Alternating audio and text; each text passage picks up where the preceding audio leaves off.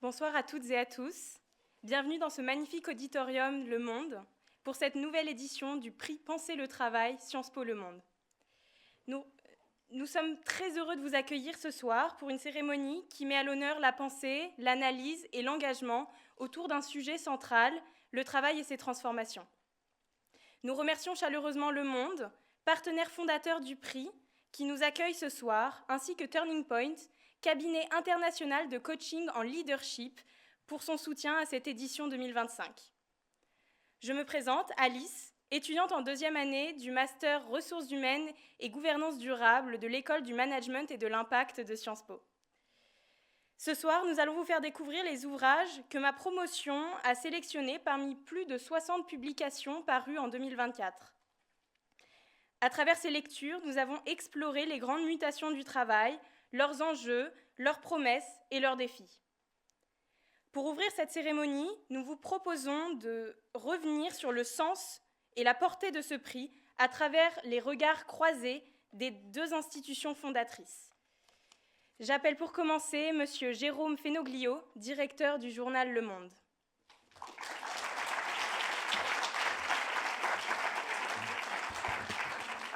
Bonsoir à toutes et à tous, je suis ravi chaque année de vous voir, toujours aussi fier qu'on puisse être partie prenante, organisateur, co-organisateur de ce prix.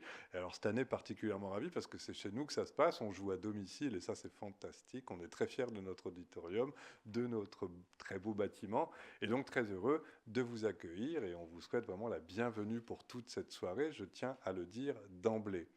Alors pourquoi on est fier de ce prix parce qu'on considère, ça fait pas mal d'années, et je vous l'ai déjà dit les années précédentes, que cet intitulé même, Penser le travail, est au cœur, nous, de notre fonction de journaliste. Bien entendu que c'est au cœur aussi de vos activités nombreuses et variées, au DRH, aux étudiants, etc. Et que de pouvoir penser, de pouvoir porter ça, c'est vraiment extrêmement important pour nous, et de le faire évidemment avec Sciences Po, avec l'école du management et de l'impact de Sciences Po, bien entendu, parce que c'est du coup quelque chose de très concret entre le travail, les éclairages que nous apportons nous, et bien entendu de pouvoir aussi le faire avec l'apport, le soutien d'une école. Récompenser des livres, on aime faire ça, récompenser la pensée, c'est évidemment quelque chose d'absolument vital pour nous. Je tiens à remercier, bien entendu, d'abord le président du jury qui a eu à mener des débats comme chaque année certainement vifs et extrêmement intéressants, les membres du jury, évidemment bien sûr la présélection qui a été faite au niveau de Sciences Po, et membres du jury auxquels appartiennent deux de nos journalistes qui sont ici, Jules Thomas et puis Anne Rodier. Et je voudrais rendre un petit hommage particulier ce soir à Anne Rodier, notre éminente responsable de la rubrique management, parce que bon, il faut quand même bien se le dire, à un moment, les carrières professionnelles, aussi brillantes soient-elles, peuvent aller vers un terme qu'on appelle la retraite. Il n'est pas absolument exclu que l'année prochaine, Anne ne soit pas parmi nous de la même manière, en tout cas, elle sera bien évidemment invitée, mais soit un peu moins partie prenante de la rédaction du Monde et de ce prix particulièrement. Et à travers elle, à travers ce qui a été essayé de faire depuis des années, vraiment, je voudrais... En fait, on touche vraiment le sens, je pense, de pourquoi nous avons fait ce prix. Anne a toujours défendu, et je suis très heureux de l'avoir soutenue là-dedans, cette vision à travers ses pages management, à travers cette rubrique. Aujourd'hui, c'est évidemment, bien entendu, également très numérique ce que nous faisons. Cette pensée au monde que le travail, c'est une notion politique, c'est une notion qui malheureusement n'est pas assez prise en compte, nous le pensons, par les politiques, mais c'est éminemment quelque chose, les rapports au travail, les relations à l'intérieur du travail, quelque chose qui est vital dans une démocratie comme la nôtre. Donc c'est entièrement partie prenante des valeurs que nous défendons au monde, de pouvoir, à travers les questions de RH, de relations au travail, de relations à l'intérieur du travail et tout ce qu'elles posent, être au cœur même de quelque chose qui est un mécanisme au sein de notre démocratie, notre relation à chacun au travail, notre relation, tout ce que nous mettons là-dedans, et vraiment de pouvoir le relier à tout ce qui est le travail, tout ce qui est l'œuvre, tout ce que nous essayons de mettre en lumière au monde depuis des années. Et donc vraiment, Je dis à Anne aujourd'hui que ça a été une grande fierté depuis des années de pouvoir porter ces questions-là avec elle. Je lui confirme que bien sûr, bien entendu, toute personne a droit à la retraite, mais qu'ensuite ça continue et qu'il n'est pas question, évidemment,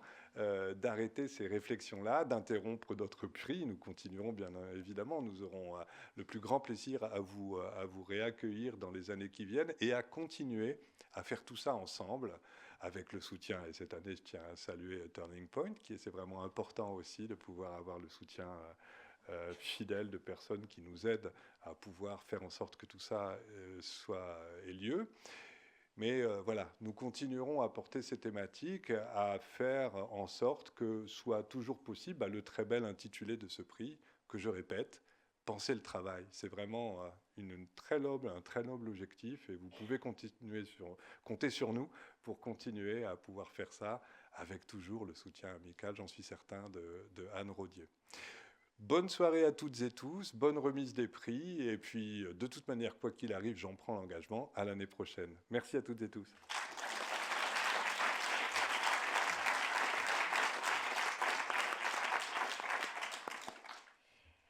À présent, nous allons accueillir Madame Natacha Valla, doyenne de l'École du Management et de l'Impact de Sciences Po.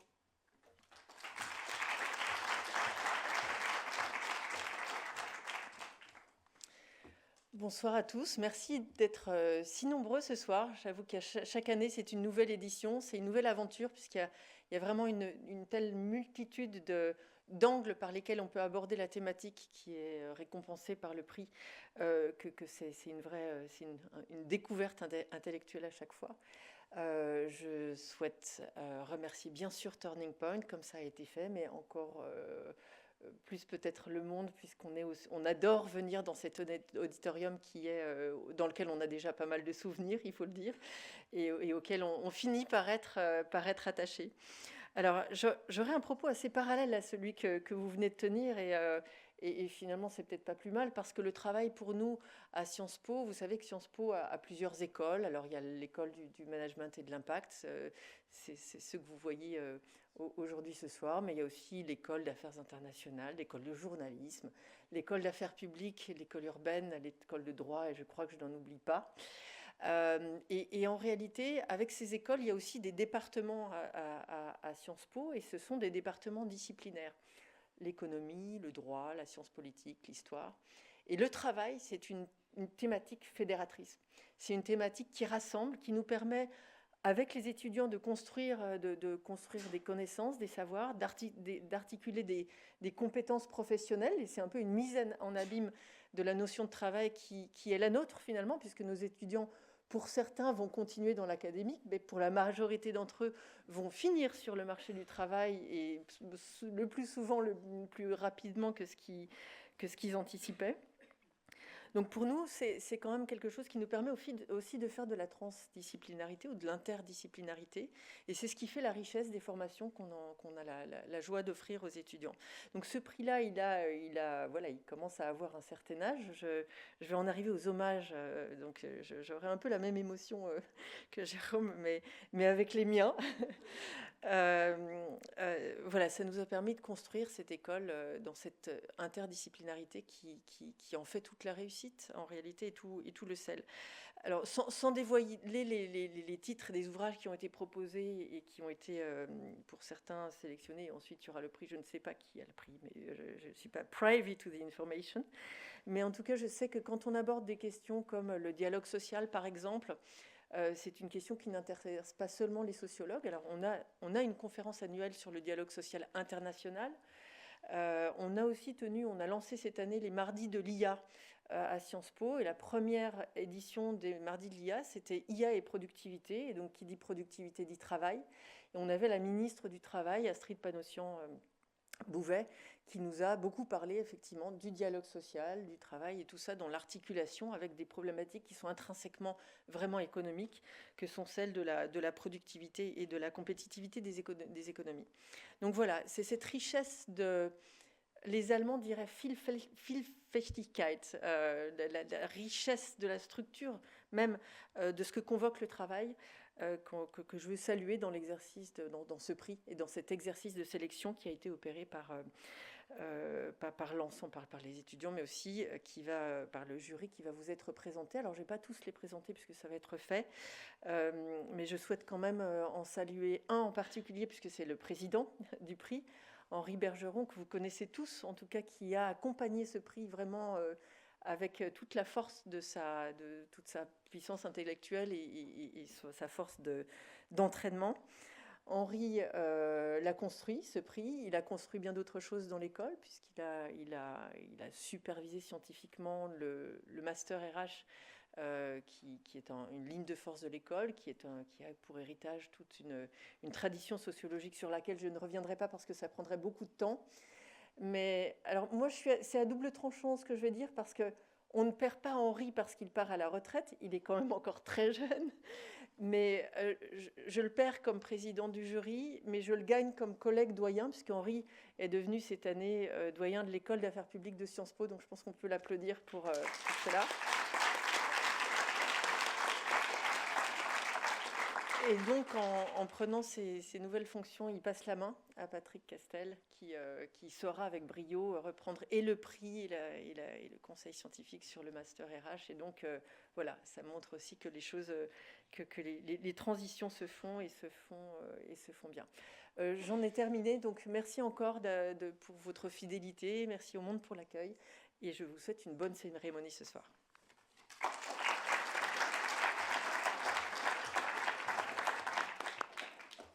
Merci Madame Valla, Monsieur Fenoglio, pour ces mots qui nous rappellent que ce prix s'inscrit dans une ambition commune. Faire dialoguer le monde académique, les médias et les acteurs de terrain autour des enjeux du travail. J'ai maintenant le plaisir d'inviter Henri Bergeron, doyen de l'école d'affaires publiques de Sciences Po, titulaire de la chaire Transformation des organisations et du travail et président du jury du prix Penser le travail, Sciences Po Le Monde. Oui. Henri, pouvez-vous nous rappeler les objectifs pédagogiques et intellectuels qui fondent ce prix ? Bien sûr, avec grand plaisir. Je suis ravi de... Alors, je vais quand même faire démarrer mon petit... Chaque année, je le fais, ça ne sert jamais à rien parce que je dépasse le temps qui m'est imparti, évidemment. Mais c'est pour te savoir de combien je le dépasse chaque année. Je crois que cette année, je suis bien parti, rien que par ces propos préliminaires. Merci Natacha pour ces gentils mots. Je ne pars pas à la retraite, c'est vrai, j'en suis pas très loin. Je ne savais pas... Pour toi, Anne, donc d'une certaine manière, on quitte ensemble ce prix. Donc, ce discours, on devrait le faire à 4 voix. Donc, c'est effectivement pour moi une année spéciale. C'est mon dernier prix en tant que président du jury. C'est ma dernière cérémonie, mais surtout, c'est mon dernier cocktail. Et ça, j'avoue que c'est quand même, en tout cas en tant que président, j'espère être invité l'année prochaine. C'est toujours un peu dur à avaler, justement. Donc, 11 années de présidence, je dois céder ma place, donc pas parce que j'étais appelé à d'autres aventures, mais parce que le prix mérite un président un peu plus frais. Vous allez le découvrir bientôt et je pense que ça fera du bien au prix ainsi qu'au master de renouveler les équipes. Alors, il y a pour les 20 ans du prix, parce que c'est un très, très ancien prix, j'étais revenu rapidement sur ce que nous disait du monde du travail, les différentes sélections et les différents lauréats.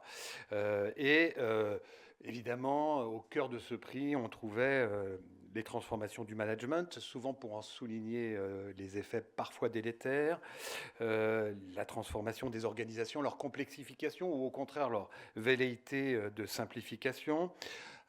Beaucoup de choses sur les conditions de travail. Je dois dire que nous, en tout cas, au sein du master, nos conditions de travail ont toujours été excellentes. Donc ça, c'est bien. Il n'y a pas eu de dégradation, ni même de dégradation des conditions du dialogue social. Voilà, donc on se sent très privilégié au sein du master. Et évidemment, la question du sens du travail, là aussi, je pense qu'en tant qu'universitaire, responsable de formation et au contact d'étudiants et d'étudiantes qui ont autant envie d'apprendre, la question du sens de notre travail ne se pose pas réellement. Alors, qu'est-ce qu'on remarquait quand on lisait les titres, quand on connaissait un peu les ouvrages? Je vous l'avais dit à l'époque. Alors, les années 2000 étaient marquées par beaucoup de questions sur voilà, des innovations sur le management et sur le management de l'innovation, sur la complexité, la difficulté du management. Donc ça, c'est vraiment les années 2000, des années tournées vers l'innovation. Les années 2010 commençaient... Alors, évidemment, bien sûr, toutes ces évolutions n'ont pas commencé à partir de 2010 ou à partir de 2000. Ce sont des choses qui ont évolué simultanément. Mais à partir de 2010, la question du travail, du sens du travail, de sa dégradation, de la dégradation des conditions du travail, des métamorphoses du travail est devenue extrêmement saillante. Et d'ailleurs, pas simplement dans les sélections et dans les lauréats, mais aussi dans beaucoup d'autres ouvrages qu'on a pu consulter et qui n'ont pas passé le cap de la sélection. Et les années 2020, en tout cas jusqu'à la moitié des années 2020, elles approfondissent le sillon. Voilà, beaucoup des ouvrages que l'on a pu avoir, et une fois de plus, j'insiste là-dessus, pas simplement ceux qui ont été sélectionnés pour être remis au DRH et aux membres du jury. Le travail souffre de nombreux maux, et ça, c'est quand même un message. J'y reviendrai, même si on peut reprocher aux étudiants peut-être d'avoir le choix d'ouvrages un peu critiques. C'est quand même une tendance qui, moi, pour voir l'ensemble des ouvrages depuis aussi longtemps, 11 années, une tendance importante qui dit quand même quelque chose d'important au-delà des discours positifs sur le monde du travail que l'on peut aussi avoir simultanément. Alors, ce qui est stable, c'est que je pense que pendant toutes ces années, les étudiants restent critiques. Les étudiants savent faire un pas de côté pour rechercher des cadres intellectuels qui leur permettent de comprendre la complexité et les certitudes. Ils ont tous, toujours, au terme de ce cheminement, compris combien finalement énoncer des bonnes pratiques, inventer des nouvelles formules, donner des guides et des recommandations ne suffisent pas. Et ça, pour nous, avec Corinne de Kecker, responsable pédagogique du master, c'est quelque chose auquel nous tenions beaucoup. Je crois qu'il faut que j'utilise le passé. Alors, je reviens quand même sur ce qui fait, et je me permets de répondre enfin à votre question, je reviens sur la façon dont se déroule ce prix. Ça a été dit, ce sont les étudiants et les étudiantes qui choisissent parmi un nombre considérable d'ouvrages. C'est un énorme travail, là encore. C'est aussi assez tendu. Finalement, certaines des discussions qu'on peut avoir dans le jury, une fois que les ouvrages ont été choisis, elles ont existé auparavant, et ça a été dit plusieurs fois par Jérôme et par Natacha. Ce qui sonne ce prix, ce qui signe ce prix, c'est que c'est pas un prix de spécialistes et de professionnels des RH, c'est pas un prix des seuls académiques, c'est pas un prix des éditeurs, c'est vraiment un prix qui favorise le débat entre des journalistes, des RH et des académiques et des étudiants. Alors, nos étudiants, ils n'ont pas tous d'expérience touffue, je vais le dire comme ça, en entreprise, quand ils choisissent ces ouvrages. Et c'est vrai qu'ils ont un penchant pour la défense de justes et grandes causes. Et c'est peut-être ce qui fait, ça, je n'étais jamais vraiment revenu là-dessus, mais en regardant mes notes que j'avais prises pour les premiers, lors des premières délibérations des prix du livret RH, c'était déjà présent. C'est peut-être ce qui explique que presque chaque année, il y a un écart, un décalage entre ce que s'attendaient à lire les DRH quand on leur a proposé de participer au prix et la sélection que les étudiants et les étudiantes leur livrent. Et c'est vrai que les ouvrages sélectionnés, finalement lauréats, au moins sur les 11 dernières années, sont souvent des livres académiques et souvent des livres critiques. Ils dépeignent une réalité, comme je le disais, qui n'est pas toujours facile. Ils dépeignent des situations qui se dégradent. Et très souvent, les DRH nous font regrettent, ce n'est pas un reproche, mais regrettent que des ouvrages plus positifs sur le monde du travail ne soient pas aussi sélectionnés et choisis. Alors, je voudrais dire que ce qu'il faut voir, c'est que quand vous avez la masse des ouvrages devant vous, les 60, 80, 90 ouvrages, eh bien, les publications qui portent sur le leadership visionnaire, sur le management empathique, sur l'engagement authentique, sur les manuels de la transformation réalisés de manière inspirante et durable, eh ben, ça inonde le marché et ce n'est pas toujours à la hauteur des exigences des étudiants et des étudiantes de Sciences Po qui préfèrent dans ces conditions opter pour des essais ou des livres académiques de recherche. C'est vrai, souvent ancrés dans des disciplines de sciences sociales et souvent plus critiques. Ce que je voudrais dire, c'est que pour nous, responsables de master, cet effet relatif de désenchantement que peut produire la lecture de ces ouvrages par nos étudiants et nos étudiantes, elle n'est pas pour nous déplaire. Au contraire, il faut préparer les étudiants à des situations critiques, qu'ils soient armés et réalistes, d'autant plus qu'on a toute une série d'autres cours dans le cadre de ce master qui sont faits par des professionnels enthousiastes qui leur promettent un monde meilleur et volontiers attirant. Cette tension, pour nous, naît de l'exposition à deux types de portraits du monde du travail. C'est vraiment un ressort pédagogique. On a la conviction que l'inconfort psychologique né de cette exposition à deux types de portraits du monde, du travail, elle crée de l'intelligence, elle crée de la vigilance et donc elle crée in fine de la résilience. J'ajoute, et c'est très important, c'est que ces ouvrages, s'ils sont critiques, ils le sont au terme d'investigations minutieuses. Ils le sont à l'issue de collectes de données qui respectent des règles méthodologiques et déontologiques strictes, qu'ils le sont à la fin de discussions raisonnées et d'une confrontation avec d'autres travaux et résultats scientifiques. Ces critiques, ce ne sont pas des opinions, elles sont des conclusions fondées sur des preuves que l'on peut contester avec d'autres preuves, par d'autres preuves.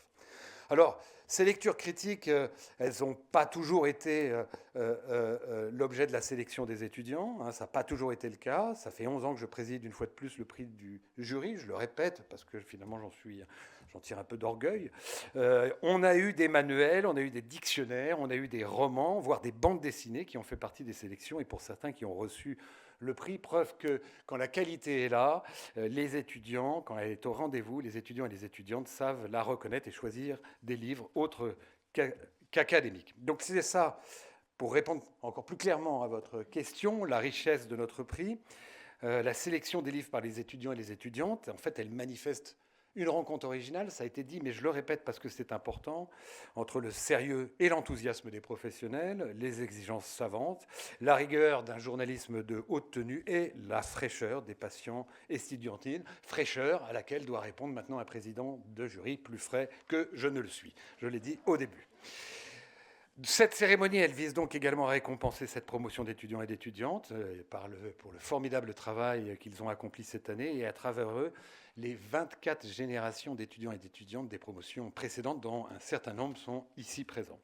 Alors laissez-moi terminer, c'est mon droit de personne sur le départ, terminer par de chaleureux remerciements auprès de nos partenaires, de nos soutiens, de ceux qui ont travaillé avec nous pour le succès de ce prix. Permettez-moi une dernière fois, dans cette enceinte, les remercier. Je le ferai d'ailleurs régulièrement, même après la fin de cette cérémonie. D'abord Le Monde, avec Jérôme, évidemment, que je croise maintenant depuis 11 ans. On a presque l'impression que... Alors peut-être pas 11 ans, Jérôme, je ne sais pas depuis combien... 10, voilà. On pourrait être copains, on se croiserait dans la rue. Comment vas-tu, cher ami? Mais évidemment, Anne, voilà, Anne, ça fait 11 ans qu'on travaille ensemble, 11 ans qu'on est presque toujours d'accord, mais pas toujours, qu'on nourrit des discussions qui sont vraiment extrêmement intéressantes. Elle a été rejointe par Jules, qui s'est logé dans l'espace de manière extrêmement harmonieuse et a contribué avec son sérieux et son intérêt à nos discussions également. Je voudrais bien sûr remercier Corinne de Kecker. Alors, dont c'est l'anniversaire aujourd'hui, s'il vous plaît. Je ne pouvais pas...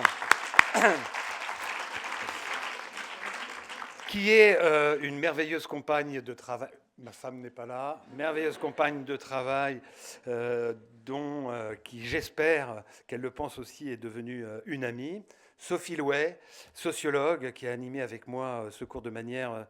extrêmement sérieuse et subtile. Sophie, c'est quelqu'un qui sait très très habilement diriger les débats, questionner les étudiants. Elle a beaucoup de savoir-faire de ce point de vue ces 2 dernières années et qui, c'est une excellente nouvelle, continue l'aventure. ceux et celles qui, bien sûr, ont œuvré avant Sophie dans l'animation de secours, Patrick Castel, Mathilde Languen qui est dans la salle, Anzou Talami, donc je voudrais vraiment les remercier. Merci à Amélie, Jérôme et Carole Pizzinato, avec laquelle j'ai aussi travaillé de nombreuses années. Stéphanie aussi, Sauté, que je considère aussi presque comme une amie, un peu comme Jérôme, parce que je la croise depuis tant de temps et qui a œuvré à l'organisation et à la réussite de cet événement. Merci encore une fois, Natacha, d'avoir accepté d'ouvrir cette cérémonie et pour tes mots si sympathiques. Merci à Turning Point, qui est représenté par un certain nombre de ses membres ici présents. Je ne vais pas tous les citer, mais qui nous soutient cette année dans l'organisation de ce prix. Je dirais merci à nos fidèles amis de Turning Point, parce que ça fait plusieurs années qu'ils soutiennent ce prix et j'espère qu'il en sera encore longtemps pour des décennies et des décennies. Merci à ceux et celles à qui je dis vraiment chapeau bas pour avoir contribué à concevoir cette formule. Je le dis de manière extrêmement réaliste. Je ne suis que le simple continuateur d'une formule qui a été à 95% inventée par d'autres. Guylaine Kerr, bien sûr, qui est dans la salle et qui fait que ce prix est ce qu'il est aujourd'hui. Cécile Boulaire, avec laquelle du syndicat Syntec, nous avons beaucoup travaillé, et également Pierre-Éric Tixier, qui fait partie aussi des personnes qui ont inventé cette formule. Je le redis, nous n'avons été que les continuateurs de cette belle histoire et je suis très content que désormais d'autres personnes acceptent de la continuer. Donc je pense qu'il est temps maintenant de faire une ovation au nouveau président du prix, Patrick Castel, qui se trouve ici dans la salle. Quelques mots. Alors bien sûr, il est la personne idéale sur le papier, directeur de recherche à la FNSP, directeur adjoint du CSO, il est membre de la chaire transformation des organisations, professeur de sociologie des organisations, j'en passe et des meilleurs. Regardez son CV pour avoir le tournis. Mais il est surtout un être authentique et de dialogue. Il est le nouveau président. Bravo, félicitations Patrick, c'est une très belle aventure et je sais de quoi je parle.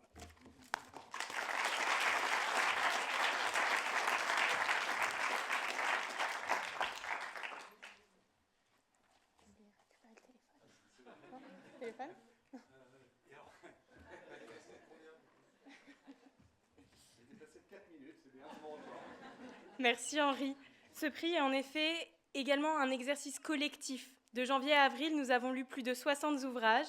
Après des échanges nourris, parfois vifs, nous en avons retenu 5, puis le comité de pilotage a sélectionné les 3 ouvrages finalistes. Ces 3 ouvrages abordent des enjeux majeurs pour les organisations d'aujourd'hui et de demain.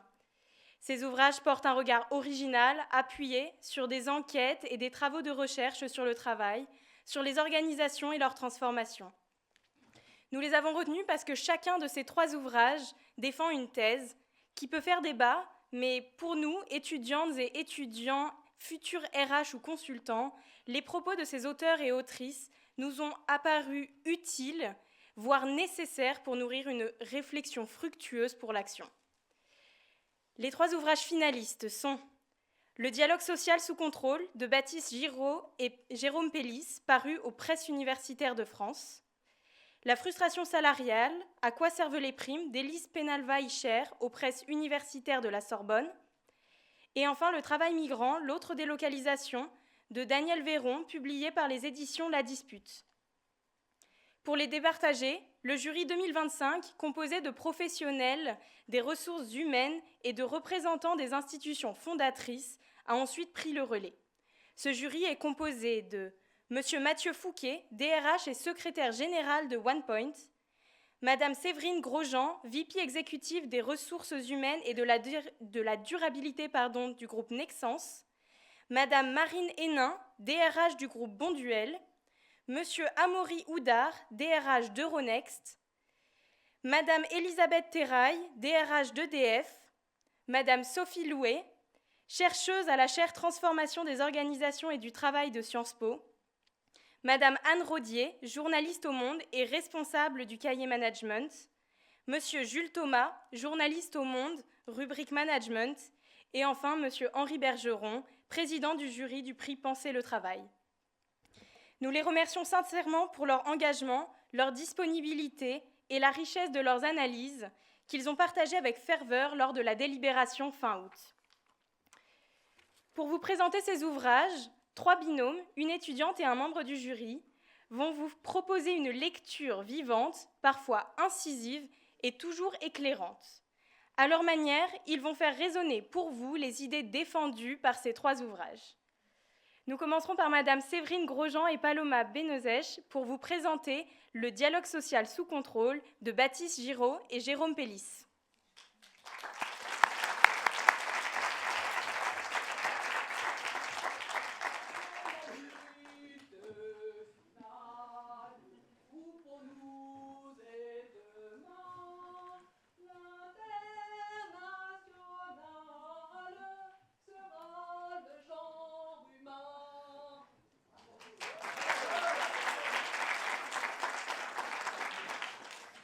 Ah, l'Internationale.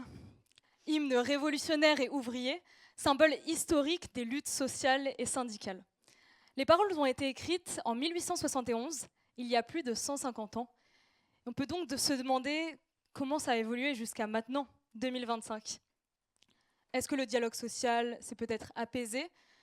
Les entreprises ont-elles toujours des relations plutôt conflictuelles avec leurs ouvriers, leurs employés? Le dialogue social est-il libre? Ou, comme le suggèrent les auteurs de ce livre, sous contrôle. Le dialogue social sous contrôle est un livre coécrit par 11 auteurs sous la direction de Baptiste Giraud et Jérôme Pellis. C'est un livre qui, c'est peu dire, a fait débat lors des délibérations à Sciences Po entre élèves, professionnels des RH, journalistes et professeurs. Pour que vous compreniez mieux un peu les débats, nous vous proposons tout de suite un court extrait non exhaustif de ces discussions. Tout d'abord, nous, ce qu'on a apprécié avec mes camarades élèves de Sciences Po, c'était le rappel des faits historiques et juridiques relatifs au dialogue social. Il nous permet de comprendre l'évolution jusqu'à maintenant, 2025, et justement l'essor du néolibéralisme qui affaiblit le rôle des représentants du personnel et appuie un peu plus, donne plus de pouvoir au rôle du patronat. Et justement, j'ai trouvé qu'avec ce rappel et tout, justement, les points proposés dans le livre, c'était un ouvrage très complet et très instructif. Alors c'est vrai que le rappel historique est super intéressant, surtout pour nous les DRH qui avons un peu d'ancienneté et avons effectivement vécu les lois Auroux, etc. Super intéressant. En revanche, le parti très critique et politique du livre nous a énormément surpris parce qu'il ne reflète pas du tout notre expérience terrain du dialogue social. Et puis il interroge beaucoup les postures de l'État, de l'entreprise, mais pas obligatoirement tellement les postures des organisations syndicales qui, pour certaines, ont du mal à sortir justement de la lutte. Et on parle de dialogue. De notre côté, on ne l'a pas vu comme une accusation, un pointage du doigt justement à ces DRH. On l'a plutôt vu comme une invitation à la réflexion, se dire quelles sont les failles peut-être de ce dialogue, et notamment avec les diverses politiques, notamment par exemple en 2017, les ordonnances Macron, qui ont peut-être mené ce dialogue social vers quelque chose de plus contrôlé. Alors, nous, ce qui nous a semblé, c'est que finalement, il y avait une dialectique qui était très un peu anti-employeur, anti-État, et qui, ce matin, dans l'émission de Guillaume Erner, il y avait un de ses intervenants qui disait qu'on lisait un peu le monde avec le référentiel du 19e siècle. Et bien, ça nous a paru un peu passéiste, cette façon de regarder les relations entre l'entreprise, les salariés et l'État. Et finalement, on aurait été heureux que soient explorées d'autres tendances de fond qui, aujourd'hui, expliquent aussi peut-être que la lutte, ce n'est pas le meilleur moyen du dialogue. Par exemple, le fait qu'on est dans des sociétés qui sont beaucoup plus profondément individualistes et qui font que la lutte ça vend moins et qu'on a besoin absolument d'essayer de trouver d'autres chemins de dialogue. C'est marrant parce qu'on n'a pas exactement la même compréhension du livre. D'un côté, c'est un constat, effectivement, il y a plutôt une relation conflictuelle, mais justement, ce n'est pas une invitation à la lutte, mais plutôt poser le constat pour pouvoir peut-être s'améliorer. Et dans la classe, en tant que peut-être professionnel, futur professionnel du monde RH, on l'a vu, comme j'ai dit tout à l'heure, comme une invitation à comprendre peut-être les failles, ce qui peut être amélioré pour pouvoir rendre potentiellement ce monde du travail meilleur. Et nous, DRH, alors clairement, nous vous encourageons à essayer de comprendre mieux ce dialogue social, à creuser, à lire, mais regardez ce qui se fait à l'étranger. Allez voir un petit peu comment ça se passe en Europe, pour découvrir d'autres formes de dialogue social qui sont beaucoup plus apaisées et souvent plus constructives. Bon, en tout cas, je pense qu'on peut se mettre d'accord sur le fait qu'on n'est pas tout à fait d'accord. Et c'est ça, le dialogue social sous contrôle. C'est un livre qui pose des constats, qui nous fait des rappels historiques, juridiques, qui ouvre la discussion et qui peut même amener à débattre avec des personnes d'avis différents. Et justement, c'est pour ça qu'on peut faire qu'une seule chose, c'est vous inviter à vous rendre à la librairie la plus proche ou à la sortie justement de ce prix pour aller acheter le dialogue social sous contrôle, le parcourir et vous refaire votre propre avis. Merci.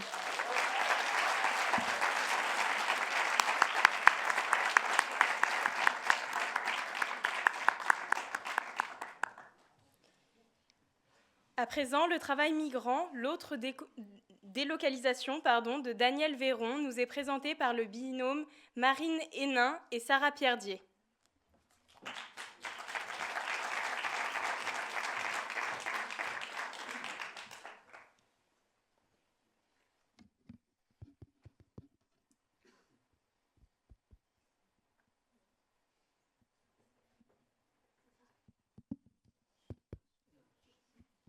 Bonsoir à toutes et à tous et bienvenue dans ce nouveau numéro du Coin Lecture, cette fois-ci sur le sujet du travail. Ce soir, nous avons invité Sarah Pierre, une DRH, qui réagit à un essai percutant, Le travail migrant, l'autre délocalisation, du sociologue Daniel Véron, paru en 2024 aux éditions La Dispute. Ce livre nous plonge dans la dure réalité du travail migrant. Madame, bonjour et merci de votre présence. Bonjour. Je dois dire que ce livre ne laisse pas indifférent. Et j'ai une première question pour vous. Qu'est-ce qui vous a touché ? Eh bien, merci de me recevoir ce soir. Alors, ce qui m'a marqué, tout d'abord, c'est cette phrase indispensable économiquement, mais indésirable socialement. Une contradiction qui, selon moi, met en lumière des réalités du travail migrant et plus largement sa complexité. Cet appel d'air de main-d'œuvre nécessaire et ces lois contournées qui rendent possible l'exploitation de l'homme par l'homme. J'ai noté, bien sûr, la vulnérabilité toute spécifique des femmes en situation de migration. Et j'ai été saisie par ces témoignages poignants à travers le monde, le caractère universel du phénomène, puisque l'auteur donc mène une enquête sur 3 terrains différents, à Paris, Buenos Aires et Montréal. Il montre également que les statuts administratifs, détachés, sans papier, demandeurs d'asile organisent une inclusion différentielle selon la classe, le genre, la race et la nationalité. Voilà donc un travail sérieux, poignant, qui pose des questions majeures sur les politiques d'emploi et de migration. Tout à fait. Alors justement, en tant que DRH, qu'est-ce qui vous interpelle ? D'abord, je voudrais préciser, alors ce qui n'est pas forcément développé dans le livre, c'est qu'il est possible et vertueux, selon moi, d'accueillir une main-d'œuvre étrangère sur des missions et timings définis, en respectant les lois, la dignité des personnes, avec un accueil, une rémunération et une protection conformes à ceux des salariés du pays d'accueil. L'honneur de la fonction est sauf. Mais faisons preuve de résilience et de vigilance. Revenons-en à la thèse de ce livre. Sarah Pierre, qu'est-ce que cela vous inspire en tant que DRH ? Vous êtes gardien des respects des règles, vous êtes gardien de la dignité et du respect de l'homme en entreprise. Eh bien, ça bouscule vraiment délocalisation sur place et dans un même temps, dans le BTP, on ne peut pas envoyer les chantiers à l'autre bout du monde. Et la réalité du terrain, de notre côté, est aussi que nous avons besoin de cette main-d'œuvre sans qui nos entreprises, tout simplement, ne survivent pas. Cependant, on ne peut plus accepter qu'elles soient mises dans une situation d'infradroit, pas de protection sociale, moins de garanties juridiques, des salaires moindres ou encore une intégration sociale fragilisée. Et ça nous interroge vraiment sur nos pratiques de recrutement dans des secteurs en tension, sur l'accompagnement et l'intégration des personnes en situation de migration, mais aussi sur le contexte légal dans lequel les entreprises évoluent. En fait, on pourrait résumer ça finalement en 2 questions. Comment est-ce qu'on permet à des personnes en situation de migration de justifier d'une expérience professionnelle et d'obtenir des papiers pour pouvoir les embaucher de façon régulière? Et comment est-ce qu'on rend positives les expériences de travail migrant en répondant aux besoins de ces personnes et en même temps en répondant aux besoins de secteurs en tension comme le BTP? Ok, donc si je comprends bien, au-delà de dénoncer des pratiques d'employeurs peu scrupuleux et, on va dire, malhonnêtes, pose de réelles questions de société et finalement toute l'ambiguïté de lois sur l'immigration qui parfois crée un système avec un peu d'hypocrisie. Finalement, à qui recommandez-vous ce livre ? Eh bien, c'est un livre qui propose une analyse percutante, comme vous l'avez mentionné, donc sur le travail migrant et ses conditions. Et c'est un livre qui invite à se questionner de manière assez large, en fait, sur notre écosystème. Qu'en est-il des lois? Qu'en est-il des pratiques éthiques dans les entreprises qui permettent une vraie intégration des travailleurs et des travailleuses en situation de migration? Je dirais que, de manière générale, la question essentielle, c'est en fait quelle responsabilité acceptons-nous d'avoir en tant qu'employeur, en tant que citoyen et en tant que politique? Merci Sarah Pierre. Je rappelle que vous êtes DRH d'un grand groupe dans le BTP. Et je vous recommande donc ce livre qui dérange, mais qui nous invite à de belles réflexions. Merci beaucoup.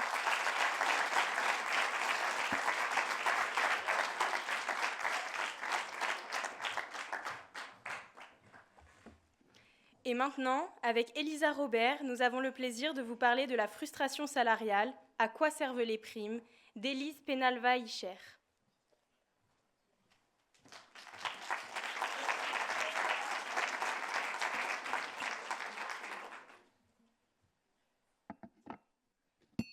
Donc juste pour contextualiser notre scène, on est à la pause café et nous sommes 2 collègues, donc Alice, collègue curieuse qui pose les bonnes questions, et moi-même, salariée attentive aux questions de justice et de reconnaissance. T'as l'air ailleurs, tu penses encore à ta to-do list? Non, je pensais à ma rémunération, pas au montant, mais à ce que ça dit de moi. Ah bon? Moi je pensais que ma rémunération, ça voulait surtout dire que je pouvais encore payer mon loyer. Non, écoute, le salaire, c'est bien plus qu'un chiffre. C'est de la reconnaissance, de la justice sociale et parfois de la frustration. Tu veux dire que c'est pas seulement combien, mais aussi comment? Exactement. Je lisais ce livre de la sociologue Élise Penalva-Icher, La frustration salariale, à quoi servent les primes, dans lequel elle montre que la vraie source de malaise, ce n'est pas seulement le niveau de rémunération, mais la manière dont il est attribué et expliqué. Plus c'est flou, plus ça devient frustrant. Et ça, même pour ceux qui sont le mieux payés. Donc le problème, c'est pas seulement l'argent, c'est le manque de lisibilité? C'est ça. Quand les règles sont complexes ou opaques, on s'interroge, pourquoi lui et pas moi? Mais en même temps, pourquoi est-ce que c'est devenu aussi difficile? C'est vrai, je saurais même pas dire quelle part de ma rémunération correspond à quelle prime. Au fil du temps, les RH, ils ont commencé à multiplier les outils, les primes, les variables, les bonus, censés nous motiver.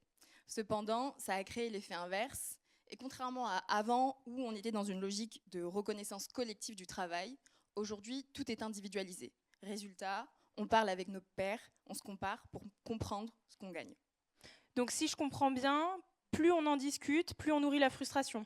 Voilà, c'est le paradoxe. Parler rémunération avec ses collègues ou sa famille, ça peut à la fois être rassurant ou déprimant. Et ce livre, il apporte quoi de plus concrètement? Bon, le livre ne te donnera pas la recette miracle, ça n'existe pas.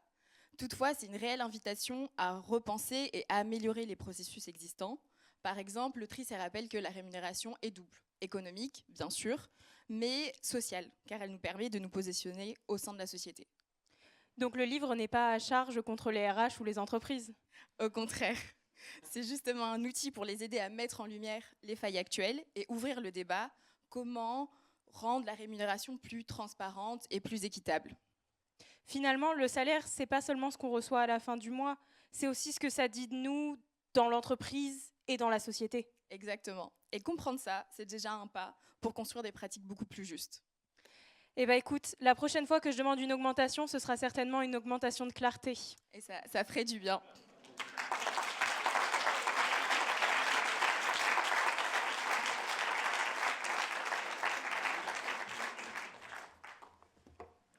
Merci à toutes pour ces présentations aussi créatives que pertinentes. Et je dis ça en toute objectivité. Elles ont su mettre en lumière la richesse et la complexité des ouvrages finalistes. Le moment est venu de découvrir le lauréat du prix Penser le travail 2025. J'invite à nouveau Monsieur Henri Bergeron, président du jury, à nous rejoindre pour lever le voile.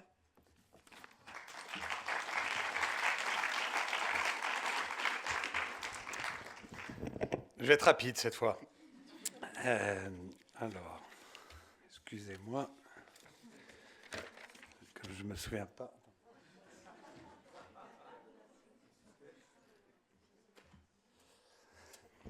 Alors, c'était un trait d'humour raté.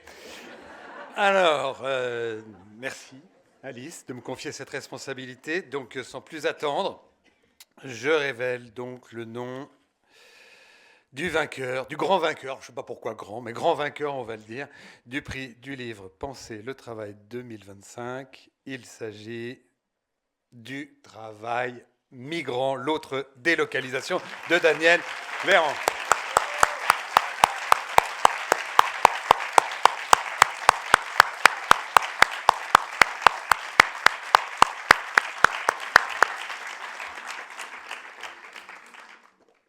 Les débats entre étudiants et étudiantes, je devrais dire entre étudiantes, parce qu'il n'y avait pas beaucoup d'étudiants, ou en tout cas il y en avait peu présents. Je tairai, c'est ma liberté de personne qui quitte la direction du master et le prix Penser le travail. En tout cas, je vois qu'il y en a qui rient, donc qui savent de quoi je parle. Je voudrais dire que les 3 livres ont été vraiment portés par les étudiants et les étudiantes depuis le début. Vraiment, se sont vite détachés. On a très vite eu le sentiment qu'on tenait avec ces 3 livres des finalistes. Et donc, voilà, c'est toujours injuste parce qu'il n'en faut qu'un, il n'en faut qu'une. Mais il y a vraiment eu beaucoup de débats autour de ces 3 ouvrages. Également du débat au sein du jury. Ça s'est un tout petit peu moins vu au moment du vote, mais il y a eu beaucoup de discussions autour de ces 3 ouvrages. Je voudrais qu'on n'oublie pas les 2 autres livres et qu'on applaudisse évidemment Élise et Jérôme qui sont présents pour soutenir leur ouvrage. Alors c'est dur parce qu'ils n'ont pas gagné, mais on les applaudit.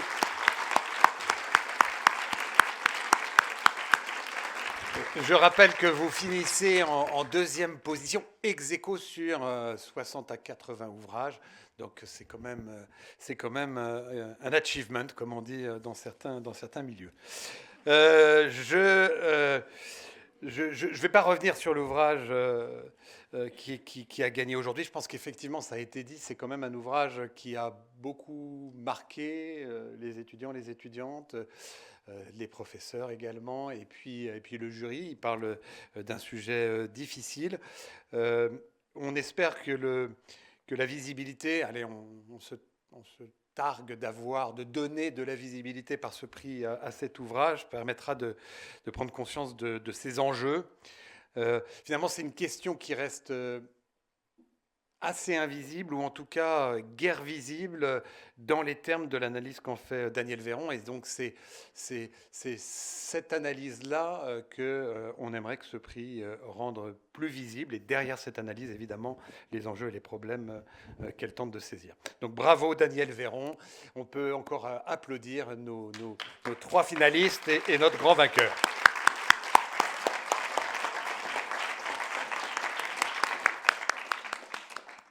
Monsieur Véron, je vous invite maintenant à nous rejoindre.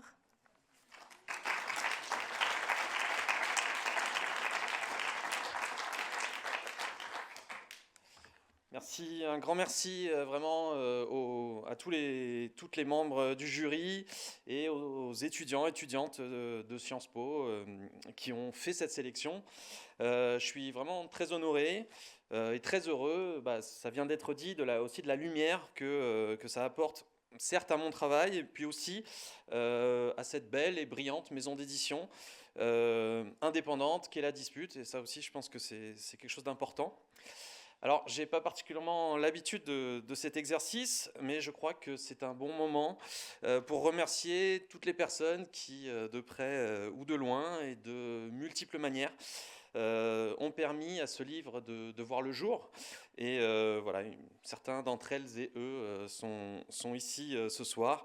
Et voilà, je les remercie chaleureusement.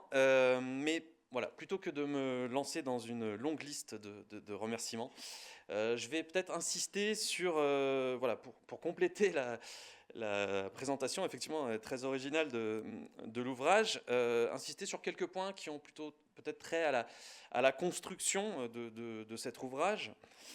Et d'abord, il me faut dire que ce travail, c'est le fruit évidemment de nombreuses années de recherche, parfois solitaire, mais le plus souvent collective. Et voilà, c'est une chose importante à rappeler, parce que si je signe seul cet ouvrage, il est très largement le fruit d'une élaboration collective de la recherche, comme toute recherche, mais c'est particulièrement le cas ici. Que ce soit pour mon travail de thèse, donc, qui portait sur l'illégalisation des personnes migrantes en France, donc en Argentine, au Canada, ou dans les recherches ultérieures également sur le détachement de salariés en Europe, ou encore sur les migrations ultramarines, voilà, entre autres, et ce jusqu'à aujourd'hui, la dimension collective prend une grande place là-dedans.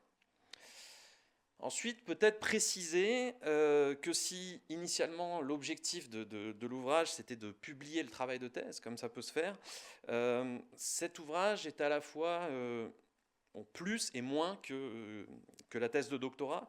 Moins que la thèse parce qu'évidemment il faut énormément élaguer quand il s'agit de transformer un manuscrit de thèse en un ouvrage qui se veut un minimum grand public, et que voilà, dans la thèse, je m'intéressais à beaucoup plus de dimensions, à l'ensemble des dimensions de la vie des personnes migrantes, sans papier, comment on se loge, comment on circule dans l'espace public, comment on se soigne, etc. Et que donc, je n'ai retenu aussi pour la cohérence du propos que la dimension travail de cette vie clandestine. Mais voilà. Et par ailleurs, peut-être aussi dire que les terrains canadiens et argentins prennent une bien moindre place que ce qu'ils prenaient dans la thèse, même si leur importance reste cruciale. Ils sont présents dans le raisonnement aussi pour la capacité de généralisation que le travail comparatif permet.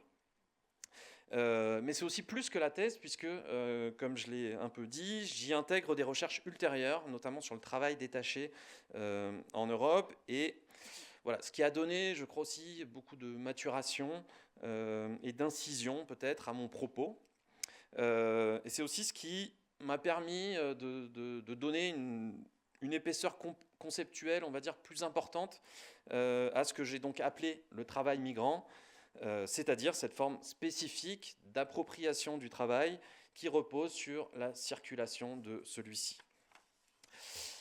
Enfin, je voudrais dire que cet ouvrage, grâce aussi au travail éditorial qui a été mené par La Dispute, m'a permis d'apporter ma petite pierre dans la bataille des idées, et notamment en battant en brèche, du moins je l'espère, certains discours hostiles à l'immigration, mais aussi, dans un autre registre, en mettant en discussion ceux qui n'y voient que l'utilité économique de la main-d'œuvre étrangère, notamment dans les débats autour des questions de métiers en tension ou de pénurie de main-d'œuvre dans certains secteurs. Et donc, ce que j'ai cherché à montrer, c'est que de nombreux secteurs, donc agriculture, construction, travail domestique, nettoyage, restauration, logistique, on pourrait continuer la liste, présentent des modes d'organisation productive qui reposent, au moins dans certains de ces segments, sur un travail intensif, disqualifié, aux conditions de travail difficiles et aux rémunérations faibles. Soit des paramètres que la main-d'œuvre locale, entre guillemets, c'est-à-dire celle qui bénéficie des droits et des protections pleines et entières en vigueur sur un marché du travail donné, n'accepte pas. La rentabilité économique de ces secteurs semble donc suspendue à la possibilité de constituer des segments de main-d'œuvre acceptant des conditions de travail et de rémunération dégradées. Donc l'illégalité migratoire, c'est-à-dire les travailleurs et travailleuses sans papier, comme le détachement de salariés, mais aussi plus largement, on pourrait dire l'ensemble des formes de sous-traitance en cascade qui imposent une forte pression sur la chaîne de valeur et qui, de ce fait, favorisent le recours au travail migrant dans ses différentes formes, mais aussi à toutes sortes d'illégalisme au travers de ces pratiques. Tout cet ensemble participe de cette segmentation du marché du travail. La conséquence en est que cette mécanique suppose une étanchéité entre les segments de main-d'œuvre. C'est l'impossibilité de faire autrement, de s'extraire de ces situations, d'aspirer à mieux, qui mène à l'acceptation de ces conditions dégradées. La conséquence pratique sur laquelle je souhaite insister, c'est que le groupe de main-d'œuvre subalterne migrante n'entre pas en concurrence directe sur le marché du travail général avec la main-d'œuvre majoritaire. Et ça, je pense que c'est quelque chose qui, vraiment, il faut marteler, puisque, précisément, voilà, les deux contingents restent sur des segments spécifiques du marché du travail.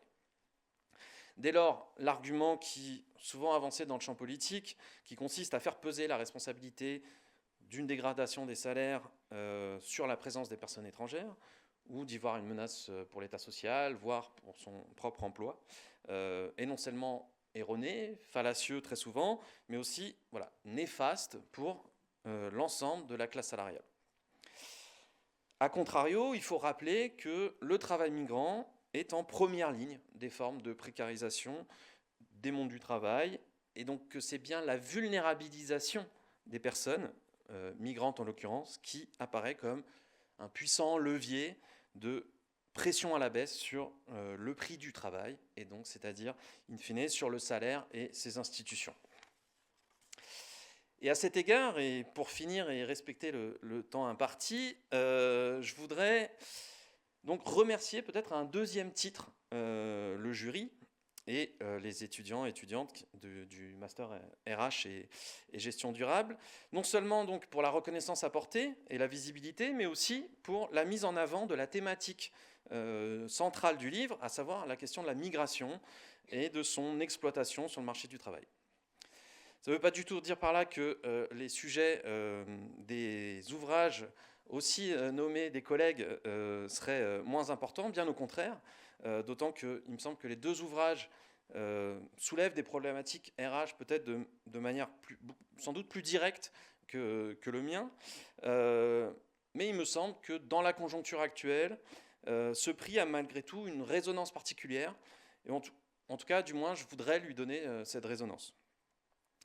À l'heure où, effectivement, la xénophobie et le racisme ne cessent de gagner du terrain dans le débat public, bien sûr, avec la place que peuvent prendre certaines propositions politiques, mais aussi de textes législatifs et de pratiques administratives qui sont déjà là.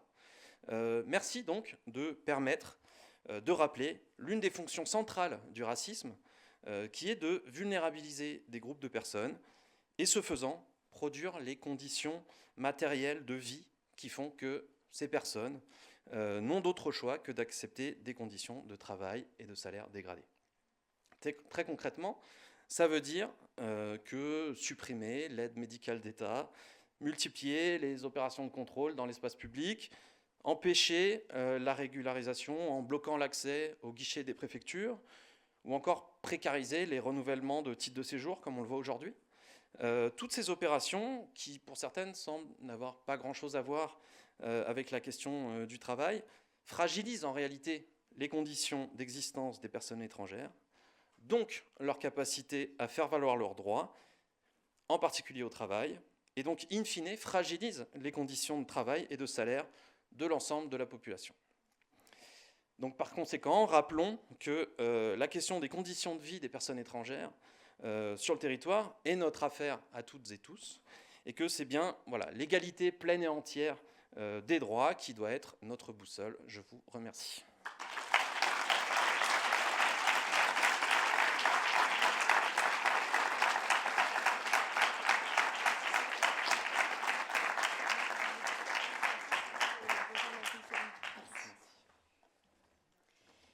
L'un des critères essentiels de ce prix est l'utilité pour l'action. C'est pourquoi nous avons souhaité prolonger cette intervention par un échange avec Sarah, qui a défendu avec conviction votre ouvrage tout au long du processus de sélection. Sarah ?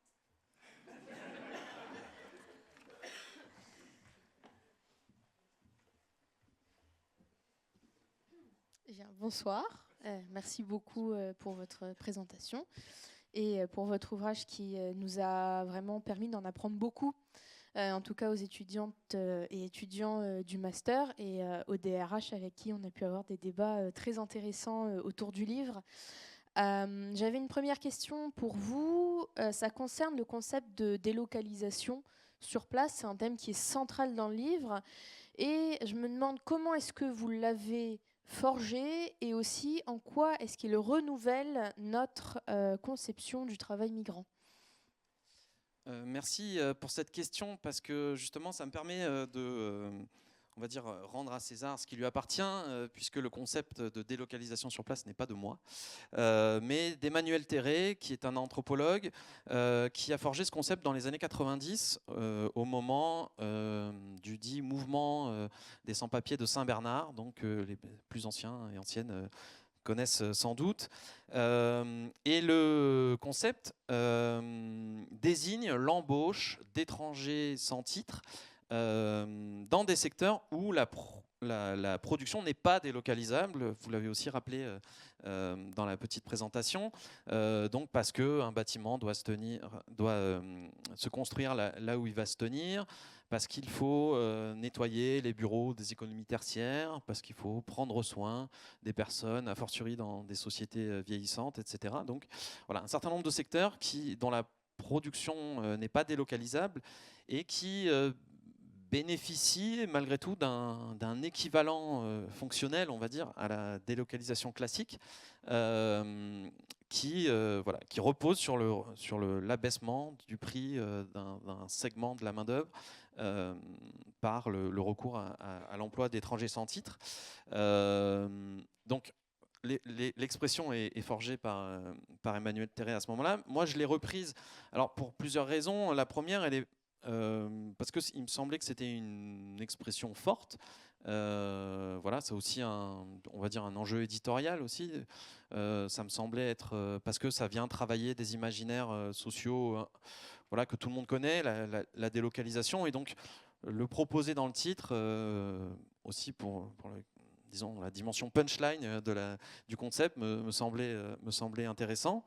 Mais il y a malgré tout aussi une valeur heuristique forte, puisque ça permet justement de tenir ensemble, il me semble, différentes figures de la migration de travail, justement parce que, par exemple, le détachement, le détachement de salariés, alors que le concept n'a pas été forgé pour ça, correspond presque encore mieux à cette idée de délocalisation sur place, puisque le dispositif est précisément de délocaliser, déterritorialiser la relation de travail, ou en tout cas une partie de la relation de travail, en mettant en concurrence des systèmes de droit, des régimes de droit. Donc c'est une vertu heuristique. Et peut-être, dernière vertu, ça pointe aussi disons, la dimension économique de la chose, la responsabilité aussi peut-être employeur dans cette question, et qu'en tout cas, on n'est pas dans une affaire uniquement régalienne en ce qui concerne la question de la migration de travail. D'accord, merci beaucoup. Et j'ai une seconde question, cette fois-ci un peu plus pratique. Je voulais savoir quelles sont les perspectives donc, que votre livre propose pour les politiques publiques et les pratiques RH en ce qui concerne le travail migrant. Merci, vaste question. Peut-être je commencerai par dire que si je suis, on va dire, partisan d'une sociologie située, donc engagée, vous l'avez peut-être remarqué, mais certainement pas partisan d'une sociologie prescriptive, puisque voilà, la fonction des sciences humaines et sociales me semble devoir rester analytique, et que c'est aux acteurs sociaux ensuite de s'en saisir, moyennant des pratiques de médiation où là on a une responsabilité effectivement, mais notamment en publiant des livres, et puis si on a un peu de chance, ils sont aussi visibilisés par des prix comme celui-ci. Mais disons, leur traduction en politique publique, ou en l'occurrence en pratique RH, c'est aussi votre boulot, j'ai envie de dire.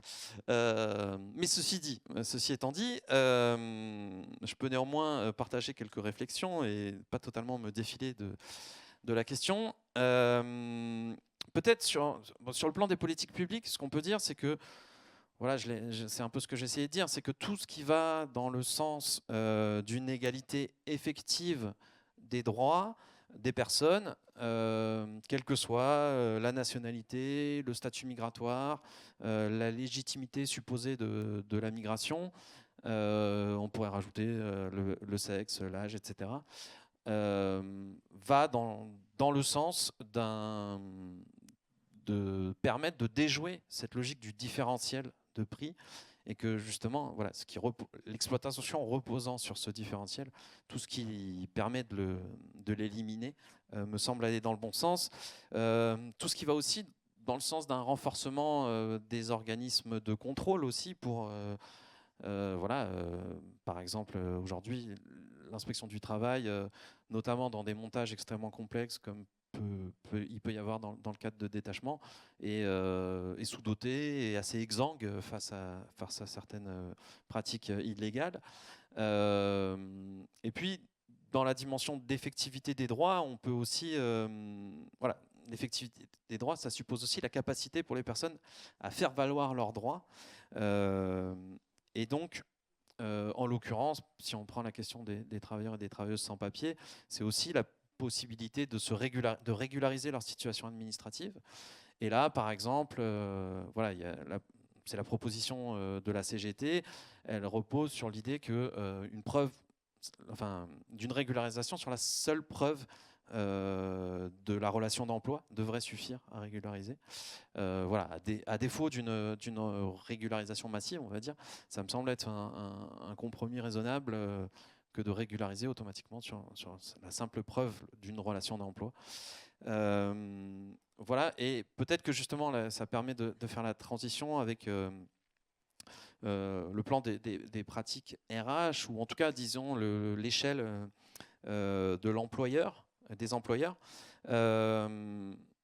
Assez concrètement, si les acteurs économiques de ces secteurs, je le dis, bénéficient de ce travail à l'échelle macroéconomique, bien souvent, on voit qu'à l'échelle individuelle, en fait, à l'échelle microéconomique, à l'échelle des relations interpersonnelles dans les entreprises, les employeurs peuvent pâtir de ces situations administratives, de l'irrégularité de leurs salariés éventuellement, et que c'est pas rare de rencontrer des employeurs qui ont vraiment la volonté de régulariser leurs personnes, et les personnes qui travaillent pour elles et eux, et que face au dédale bureaucratique aussi, et l'empêchement de régularisation, c'est un vrai souci.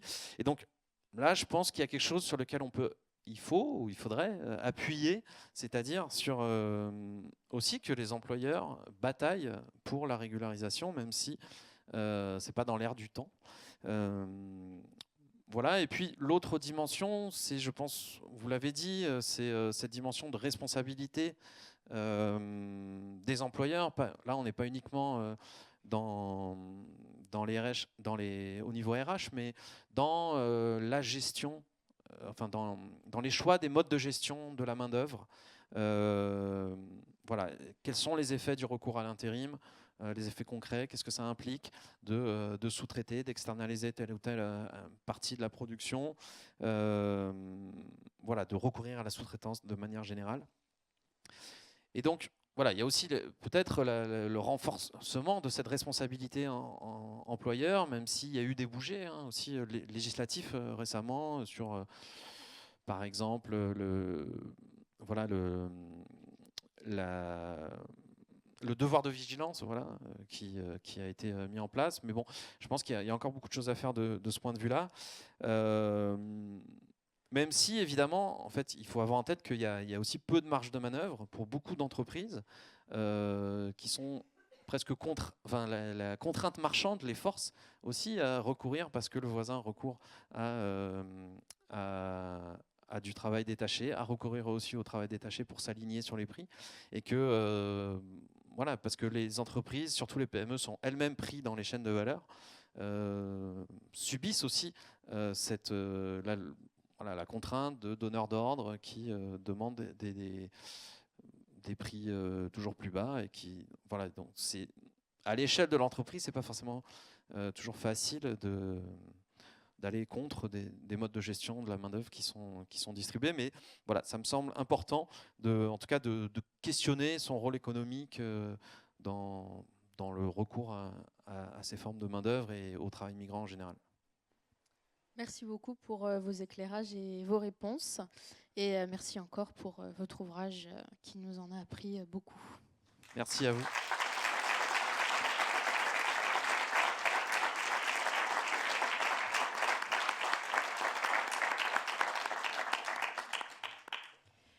Merci Monsieur Véron, merci Sarah. Nous allons maintenant remettre des cadeaux aux auteurs et autrices des ouvrages finalistes en les remerciant pour la qualité de leur contribution à la réflexion contemporaine sur le travail. Je vous invite à venir devant.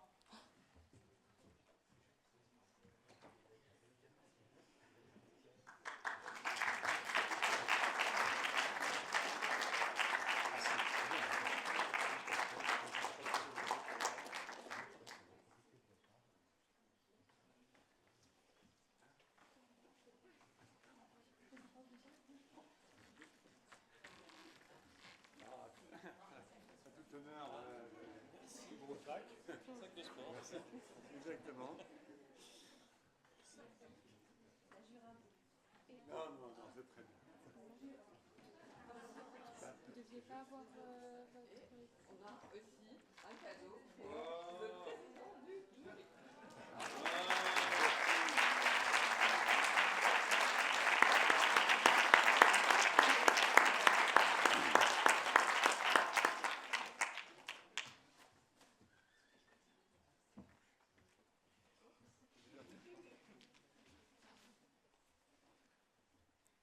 Oh là, c'est beau.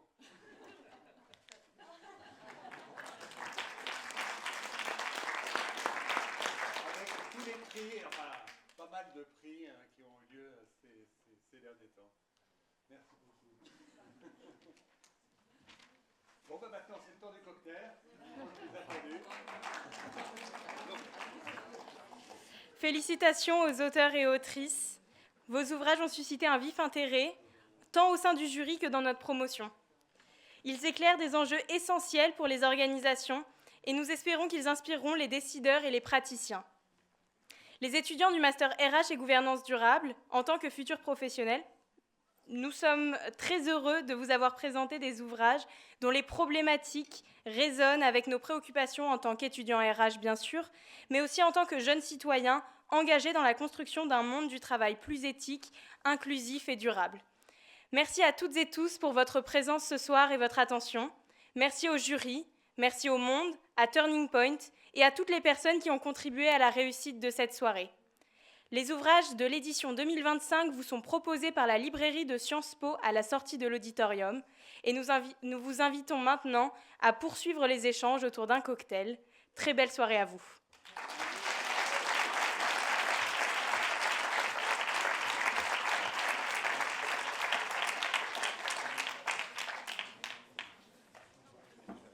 Oui. C'était à vous aussi. Ouais. Bravo Alice. Bravo Alice.